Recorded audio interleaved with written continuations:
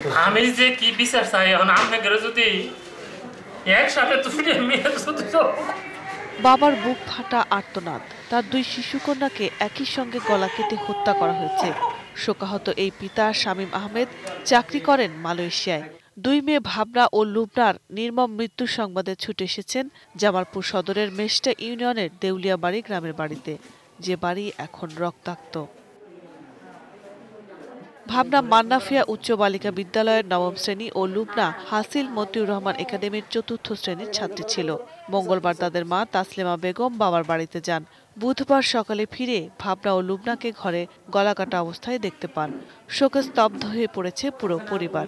আমি খুনের বদল খুন চাই, আর কিছু চাই না আপনাদের কাছে। আমার ভাগ্নির খুনের বদল যেন তার ফাঁসি হয়, অতি তাড়াতাড়ি যেন হয়। একই সঙ্গে দুই শিশুকে এমন নির্মমভাবে হত্যার ঘটনা মানতে পারছে না এলাকাবাসীও। আমরা চাই যে প্রশাসন আমাদেরকে পর্যাপ্ত সহযোগিতা করবে এবং এই হত্যাকাণ্ডে যারা জড়িত তাদের সুষ্ঠু বিচার করবে। হত্যার কারণ উদ্ঘাটন, হত্যাকারীদের দ্রুত গ্রেপ্তার ও দৃষ্টান্তমূলক শাস্তির দাবিতে মানববন্ধন করেছে মান্নাফিয়া উচ্চ বালিকা বিদ্যালয়ের শিক্ষক শিক্ষার্থীরা। আমাদের খুব প্রিয় ছিল, এইভাবে যে তাকে হত্যা করা হবে আমরা সেটা জানি না।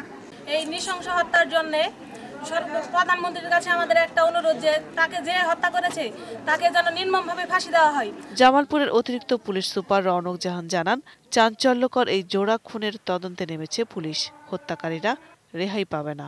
আর মামলার তদন্তের অগ্রগতি এখনো পর্যন্ত আমরা প্রকৃত রহস্য উদ্ধারণ করতে পারিনি, তবে তার সর্বাত্মক প্রচেষ্টা অব্যাহত রয়েছে। আমরা অতি শীঘ্রই আশা করছি এই মামলার রহস্য উদ্ঘাটন করতে পারব। Roksana Jerin, desk report, ATN news.